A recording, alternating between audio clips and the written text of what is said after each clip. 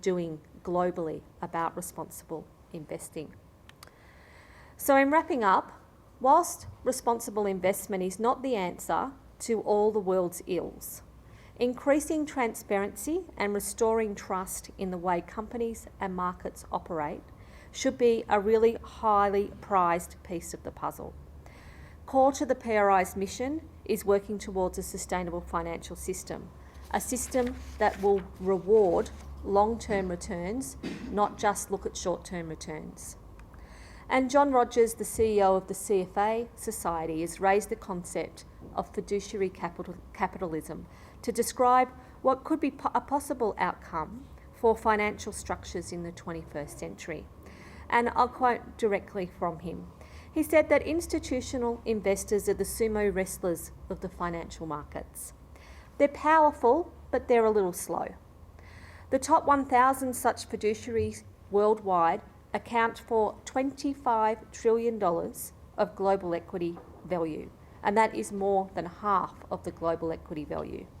And so when these institutional investors act together, as they increasingly do in matters of corporate governance and market structure, they can shape the financial markets in the form that they desire. And so our signatories are part of the institutions who do act together and who work together for change. And they're really going to be asked and to attract foreign investment, to attract global pension funds into Zimbabwe. You have to understand the kind of questions that they're going to be asking and the expectations that they will have around the companies that they invest in.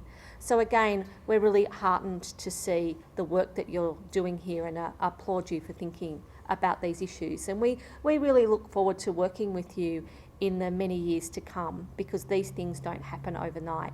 They take change, it's gradual change that happens over a long period of time. And I hope that we can also be here to support you. So thank you. My job here today is to just look closer as to how the PRI is supporting its signatories globally, and the work that we're doing to help signatories across our networks to actually go from being aware that the environmental, social and governance factors that affect their investments to actually implementing strategies that enable them to actually to have impact. So looking at why we actually have the PRI, it really is around fixing the investment chain. And the investment chain has a number of players in it, and all the players have a role and responsibility as far as making sure that this investment chain is actually fixed. So we have beneficiaries, for example, of pension funds who rely upon these pension funds to save for their retirement ages. And as pension funds, these pension funds are actually the asset owners. They're the ones who are giving mandates to investment managers and are actually investing in the same companies that we expect transparency and returns from. And this is why it's quite important that we make sure that as a PRI, we provide tools and guidance and even case studies to all these various players, because they each have a role to play from that perspective. So how do we do this? The PRI essentially offers a way to have a collective voice and action to address systemic risks, but also provides tools and guidance for investors to address portfolio risks within their particular portfolios. And it is the world's leading investor network for implementing support and collaboration around ESG issues. And it really is focusing also on reporting and transparency from not only the companies that we invest in, but also the pension funds that are actually managing our assets. And it's also a very independent link between institutional investors globally as well as the United Nations. And it doesn't only stop with pension funds, but we also like to encourage the engagement with our policymakers as well as regulators. So it's really good to see the Ministry of Finance being part of this conversation, because they also have a role to play as far as creating an enabling environment for these various investment players to operate and implement ESG practices. So how does the PRI then initiative support its signatories? we have a number of work streams that we have put in place that support the signatories in implementing responsible investment practices. And by doing so, it makes it easier for them to actually take account of these E, S, and G factors that that present either opportunities or risks to their portfolios. We have implementation support, which provides tools and guidelines on how to implement responsible investment practices. And then we also have the investor engagement team, which basically looks at how do we get the various players within the investment value chain engaging with each other to address issues that are important to them. Mr. Ndamba mentioned, the issue that minority shareholders, for example, faced. And investor engagement allows for collaborative engagement. So as a number of minority shareholders, you actually become one major shareholder by actually collaborating within your engagement. And investor engagement then provides that platform for that collaborative engagement. And then we have a number of events that we have to allow all our signatories and other stakeholders to actually get together and discuss issues around responsible investing and sustainability. And so these forums like this is something that we encourage and we support, and we're actually quite happy to attend, because these are the kind of events where all the thought leadership comes into place and we can chart the way forward as far as sustainability. And we also have a policy and research team which works quite closely with the academic network. So not only are we encouraging, but we're also making sure we're providing academic research and proof that there's actually value in integrating environmental, social, and governance factors in your investment portfolio. So it really is about making investment decisions, not around hugging trees. And that's what we need to do, basically make sure that we have empirical evidence that implementing these factors actually does affect your portfolios positively. And we have regional networks to make sure that we take this global beast that is the PRI and make it very relevant for the regions that are around the world. So as Fiona had mentioned, that I'm in charge of the Southern African region, but we have other regions in the US, in the UK, in Japan, and we try to make sure that we take what PRI has got to offer, and we make sure that we personalize it for the particular regions. And then disclosure is one of the most important aspects around responsible investment and sustainability. And we have a reporting and assessment framework which basically allows our signatories to report in a very systematic and very open way around what practices they are putting together. And from this, it enables us for us to share the kind of case studies that we can share with our other signatories, because you'll find that an investor in Zimbabwe could do things totally differently from what the South African could do. And that allows us to then cross-pollinate as far as research and knowledge. So as far as implementation support, what do they really work on? When you look at this slide, you'll see that the principles for responsible investment are applicable across asset classes. And this is because responsible investment is an investment approach. So it's not really isolated to any asset class. So you can apply these principles to whether you are investing in commodities across your various asset classes, or whether you're investing in environmental and social themed investing. I was fortunate to listen to a representative from the Finance Ministry speak about Zim Asset and the various sectors that you like to invest in, agriculture, tourism, and making sure that you beef up your power supply. And these are things that would be, fall under the likes of commodities and infrastructure developments. And you can apply these principles around how do you make sure that the development that you're trying to achieve as a country is sustainable, because at the end of the day, you don't want to develop only over a 5-year period only to damage at the end of the day. So we definitely apply these principles across various asset classes. And what the various asset class work streams do, then they have steering committees which look at the issues from across the world to see how others are actually approaching it. From then, we put together guidelines, tools, as well as case studies to share with our signatories so that they can get an idea of how they can approach how they would like to implement their investment strategies. I mentioned that we have the investor engagements. Collaborative engagement is one of the strongest ways that you can be an active owner. So it's not enough just to be aware of what your companies are doing. But if you're not happy with the companies, we're not saying that you must disinvest. We actually encourage you to be engaging them, to be to implement better practices around sustainability. And the clearinghouse platform provides just that. We know that we are now in an increasingly global world where you have investors in one company coming from all over from all the continents. And the investor clearinghouse platform allows all these different investors to be able to engage together in one voice with this particular companies. And it's not really isolated only to engaging with companies. It can also allow investors to engage with their policymakers, to engage with the Securities Exchange Commission, to engage with their regulators on how best to move the investment, the responsible investment movement forward. And as far as the investor engagement is concerned, it also not only provides a platform, but also provides education around certain issues so that you are better informed when you are engaging with the various stakeholders. In the past financial year, we've had a number of priority engagements that have been led by the PRI, and these span across environmental issues, social issues, and governance issues. So from an environmental issue point of view, we have a stream that looking at water risks around businesses, fracking, emission reduction targets around carbon emissions, and sustainable palm oil. You know, many of us don't even realize how many of the products that we use on an everyday basis have palm oil in them as an ingredient. And you know, what does it mean around the disclosure? What does it mean about the communities that are around the palm forests? Are they actually managing their business in such a way that they don't distract the environment and the society around the particular environment?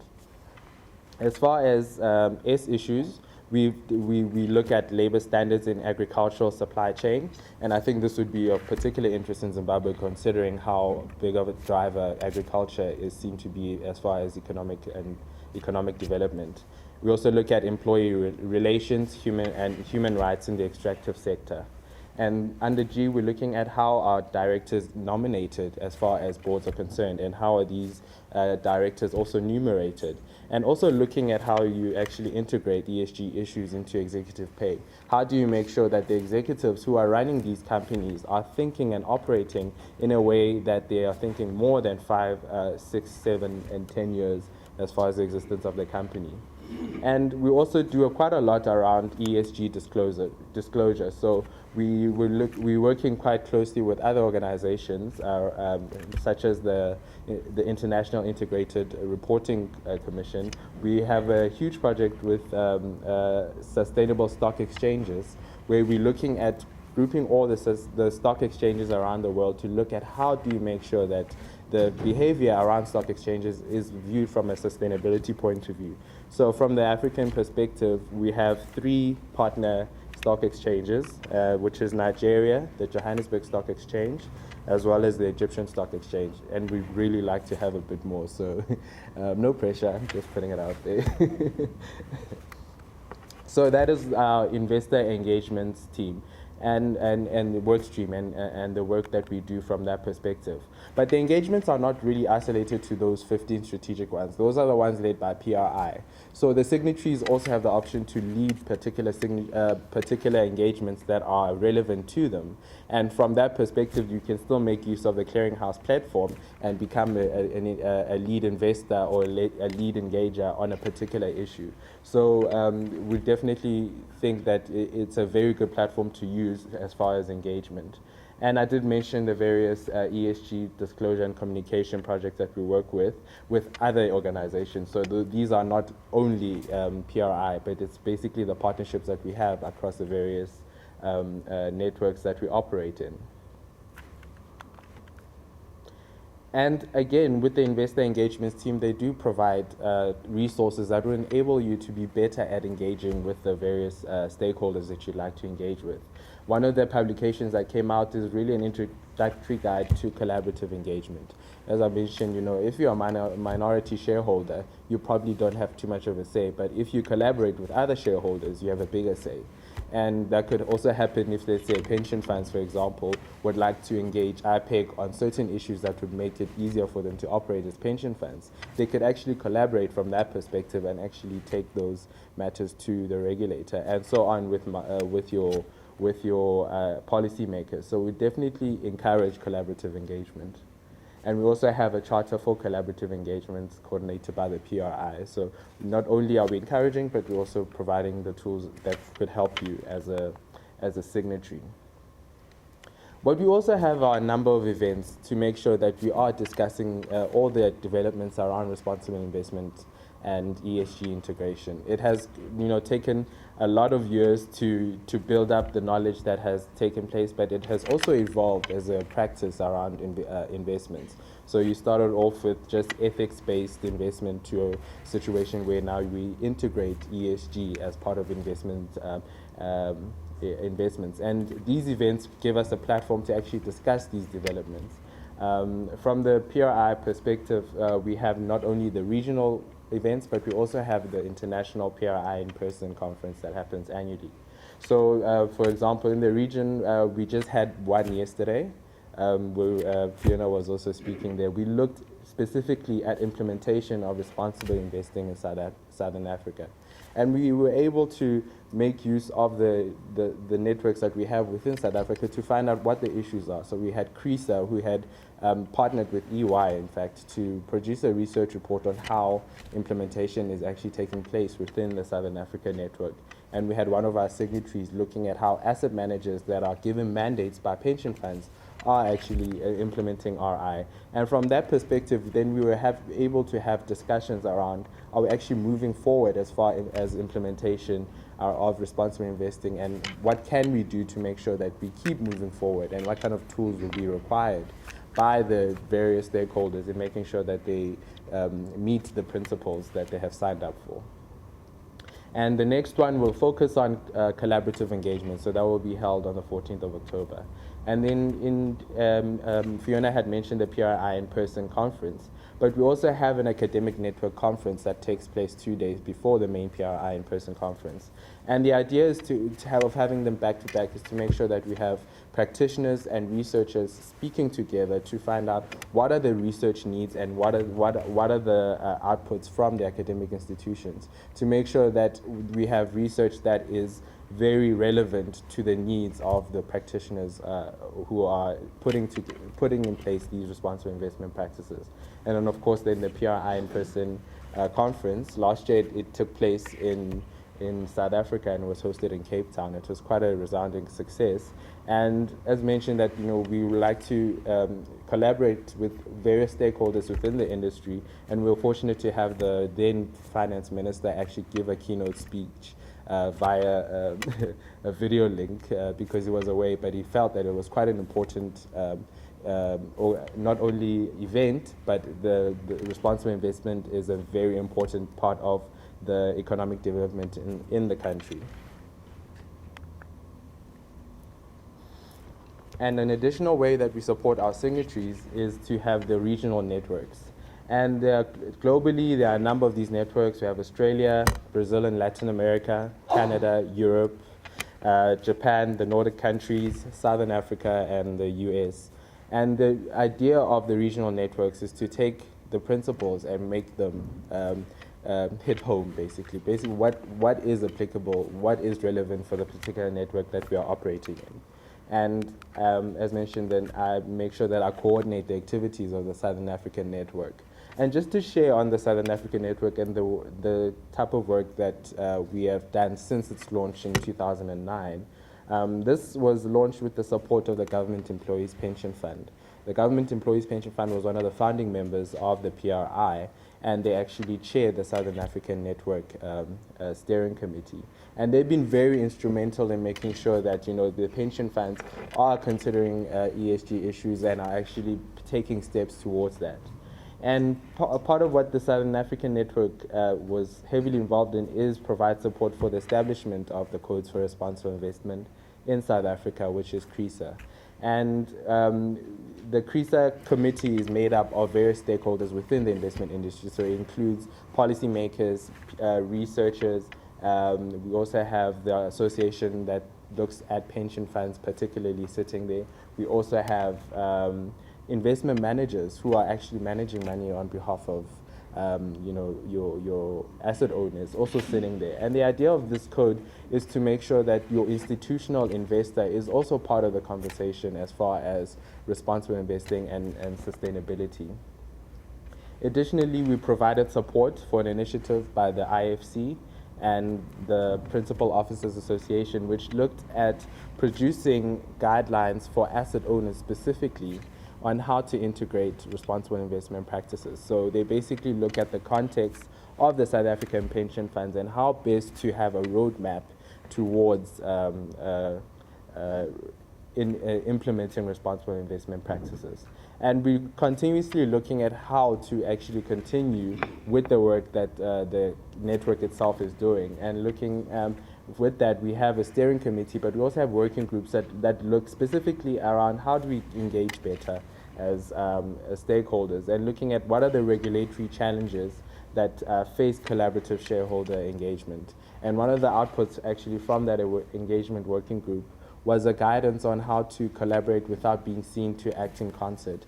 Acting in concert is one of the regulations that has been put together by the takeover regulation panel. So we still say you can still collaborate, but you still need to do it within the laws and the regulation of the country. So from that perspective, the working group produced a document which is housed with the Institute of Directors in South Africa.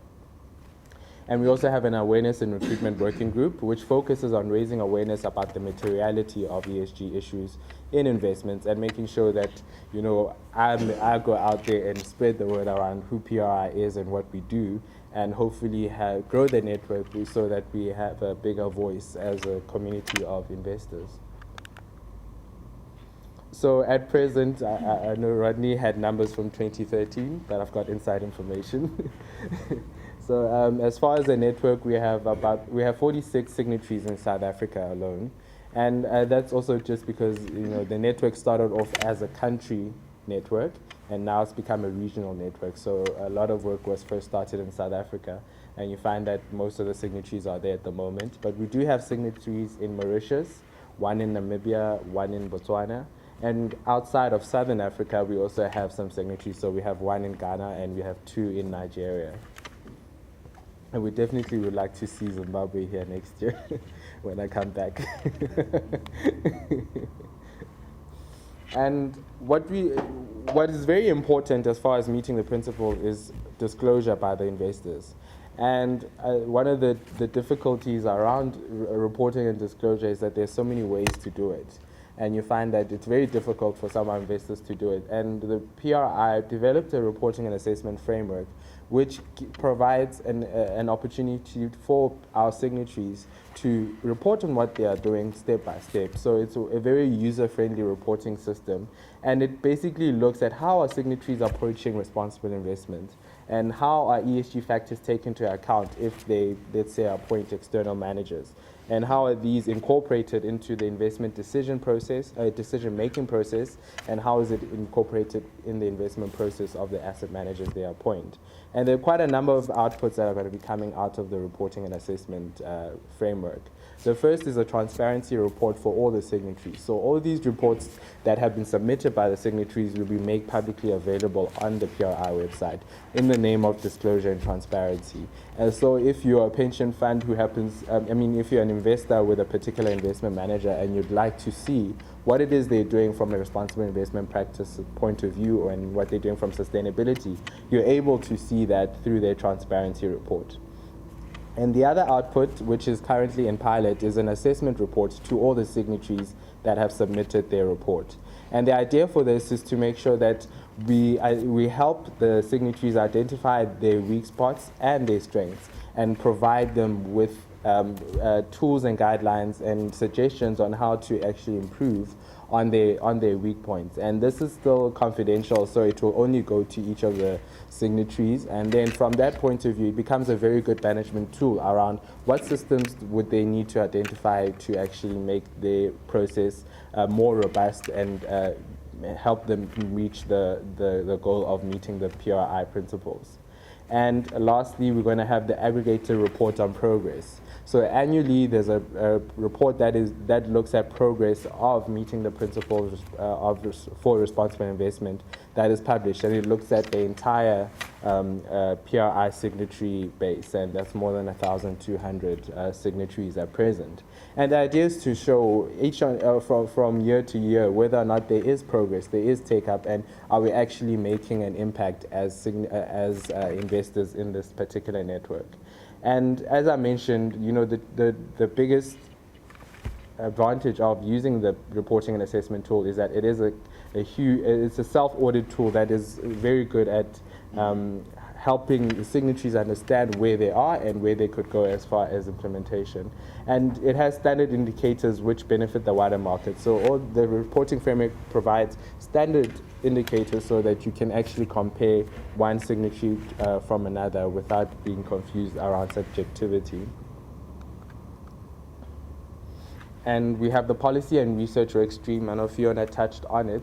And this is something that is very important around, you know, taking the conversation with policymakers, because we realize that policymakers have a very, very important role to play around the environment that the various stakeholders are operating in. And the steering committee comprises of different signatories from around the world, and it provides an opportunity for them to share what they have done and how they're interacting with their policymakers from that perspective. So that's something that will definitely grow in terms of the relevance around the signatories at the moment.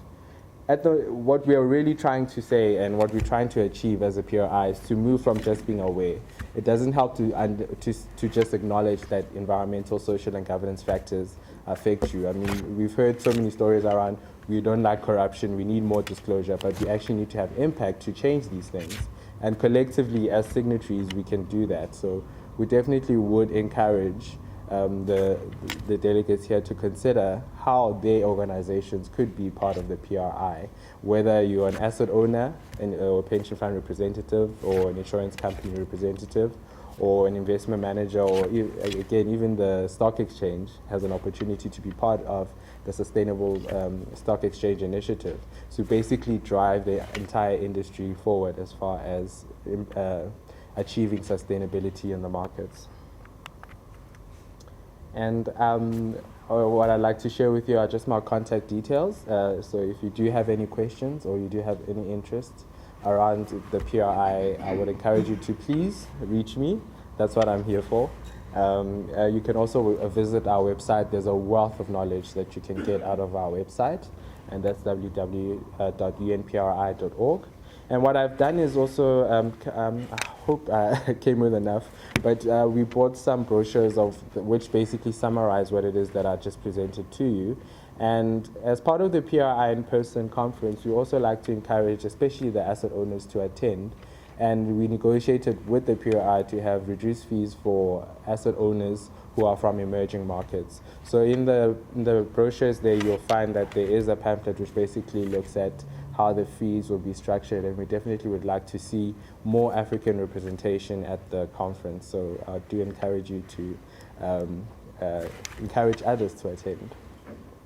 And thank you very much for the opportunity to address you today. I've worked with Rodney on a number of workshops or conferences, and over the months and the past 2-3 years or so, I've begun to appreciate the sort of backwardness, I think, of this market. And from a regulatory point of view, it's very frustrating that certain things that would like to take for granted are just not happening in this country. And we tend to get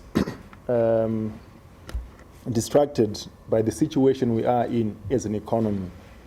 I think the country's economic situation is well known, and enough is said about that. And the reasons of them, for our situation, again, there are many. And the solutions may be beyond the scope of this conference or us here.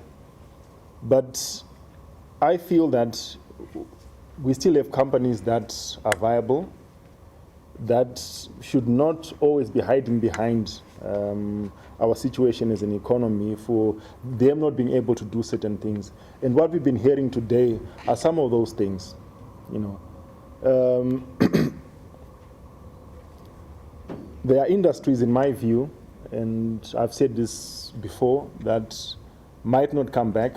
They're probably gone for good. What comes to mind is probably some of our industries, that the world has changed. But there are those, in my view, that with just the right tweaking, the right attitude of shareholders and those running those companies, the future can be very, very bright. Why do I say this? We speak all the time about attracting foreign investment, yet yet we are not doing enough to make sure that that investment does come our way. International capital or money flows to where there's least resistance. But when we talk about it, we always seem to think that the resistance is being provided by the government. But I'm hoping that you've seen today that actually part of that resistance, we, the companies ourselves, are actually providing that. And the investors or the shareholders who should be given this choice, in this country in particular, they are not saying much. Not much is being said about that. And that is really what I just want to focus on today, is that why is it that our shareholders in this country feel that it's beyond them to do any of the things that we've heard here today. And in business schools and in corporate finance and corporate governance, we're told that there's always this problem that can never be solved, that of the agency problem. That the owner of the business or the owner of the capital doesn't have full control of how management or the executives in the companies that it's invested in are actually running that company. And it's understandable. I mean, you can't fit 10,000 shareholders into a boardroom. Someone has to make the final call, the final decision.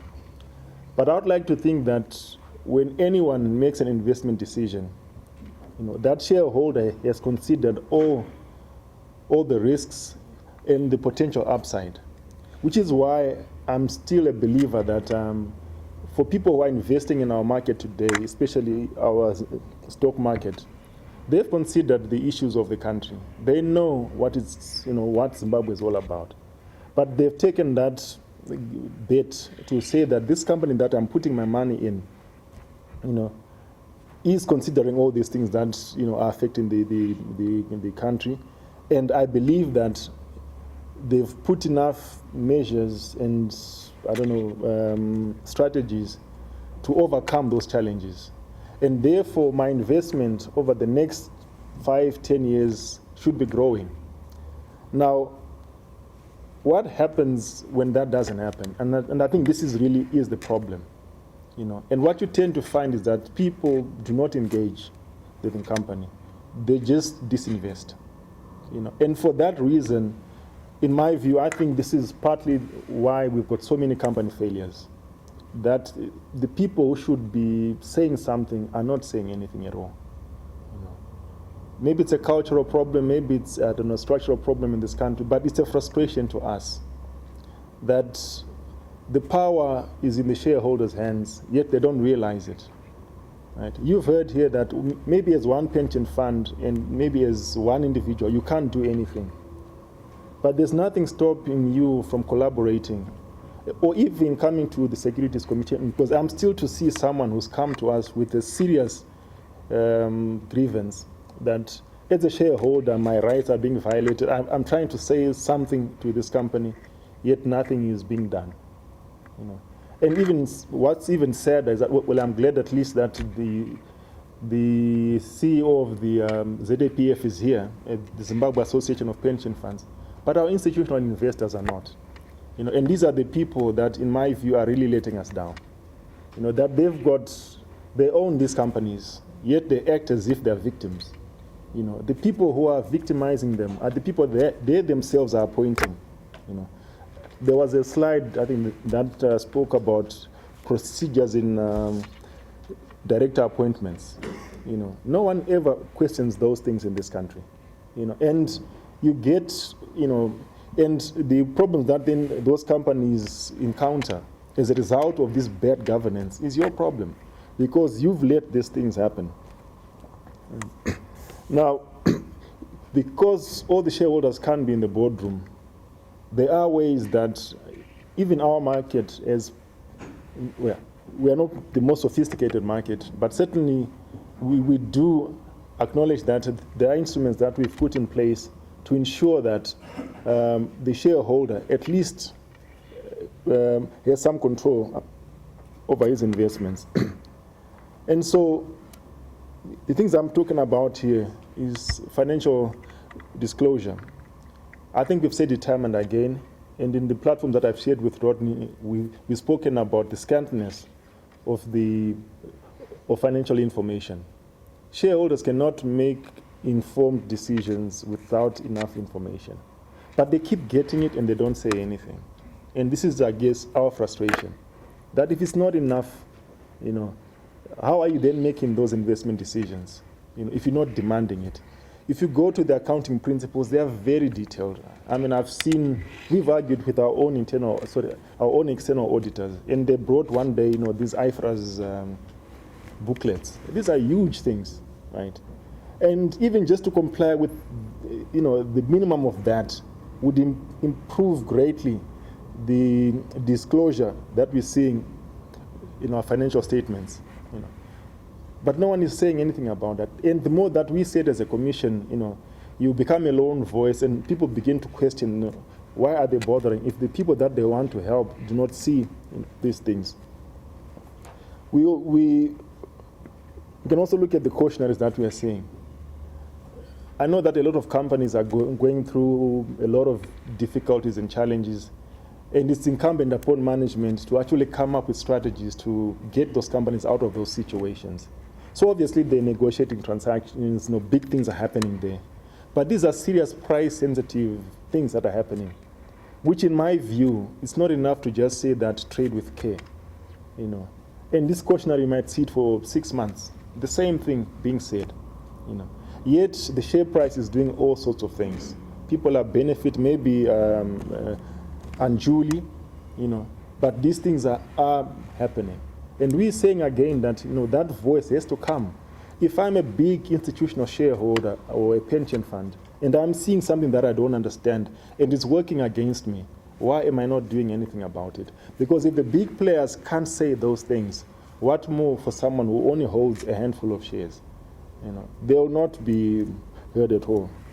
And then the other frustration that we have is attendance and conduct of meetings. Our AGMs here are just so routine. Yet if you look at the listing requirements for the listed companies, what they're supposed to talk about at AGMs, it's quite detailed. What's more important really is, first of all, to obviously report and account for what happened in the previous year. But especially in this country today, people need to know what the company is going to do the coming year, and if not, perhaps go even further, the next 3-4 years or so. Yet none of those things are said, So how are you then going to ensure that as an investor, your company is going to be in business for the next, 5-10 years?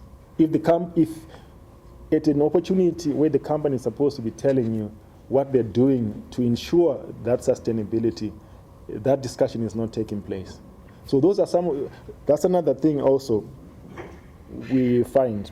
And then if you look at the extraordinary general meetings, the EGMs, now when something is extraordinary, surely there must be a reason why that meeting is being called, why those items cannot be discussed at a normal annual general meeting. So therefore, the agenda itself, in my view, must be very detailed. Whoever's proposing that bid management must explain fully why they deem it necessary that a full meeting be held to discuss these things. The background to it, what the transaction is or what the proposals are, and what the impact of that company, of those transactions are going to be.